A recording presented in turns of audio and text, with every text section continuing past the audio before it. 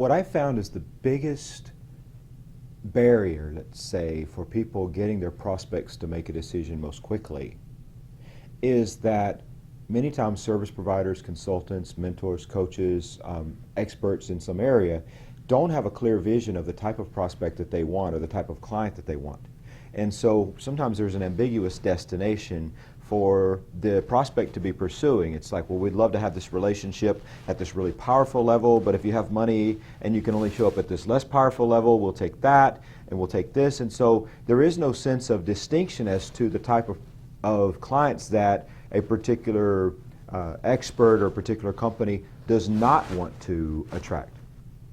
And I think that people are looking for exclusivity, and it doesn't necessarily have to be exclusivity at the top of the scale, but people are looking for someone with a specific focus. If someone's looking for a quick relationship and they can turn quick results but without that much mutual commitment, and then a prospect is looking for that in a service provider, then there is alignment of that. If someone's looking at a much higher level of commitment, but it's more difficult for prospects to become a part of that group. Let's just say the American Express Centurion card. It's very exclusive, but it's very clear within many brands who that brand is not looking for.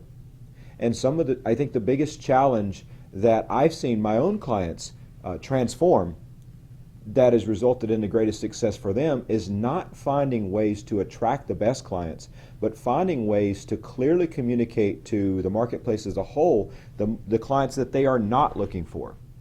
Motel 6 is not looking for someone who needs exquisite room service. They're not looking for someone who needs concierge level recommendations in town. In fact, the marketing mantra of Motel 6 is we'll leave the light on for you. We'll be available when you want to check in at a reasonable price. Whereas the Four Seasons is quite different. You're going to pay premium pricing there. It may even be difficult to get a reservation there unless you stay there frequently. So they're not there leaving the light on for you. They're there providing a whole suite of services for which they charge extra. And the clients who go there are happy to pay extra for every additional charge because they know that that's an added service that the hotel provides that every guest may not want, but on an a la carte basis is there at your disposal to make your stay more comfortable. And so there's a clear distinction between those two brands as to what they take. But imagine if the Four Seasons, on the first 3 floors had a Motel 6 level service, and then in the parking lot those Four Seasons clients encountered the Motel 6 clients, and they seemed like they were far less attractive to them. And then on the flip side, it doesn't mean that moving upscale makes a client model more attractive. Even if the Motel 6 clients were to meet the Four Seasons clients, and they would think, well, man, they're just far too upscale for me. They're far too, let's just use the word snobbish for my taste. And so there has to be some comfortability in the community that you establish.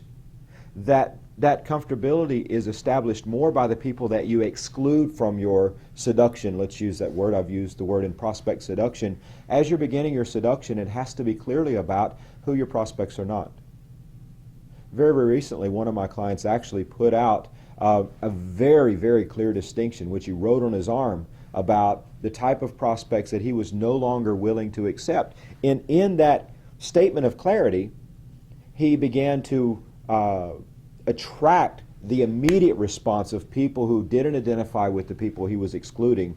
And as that happened, it made it more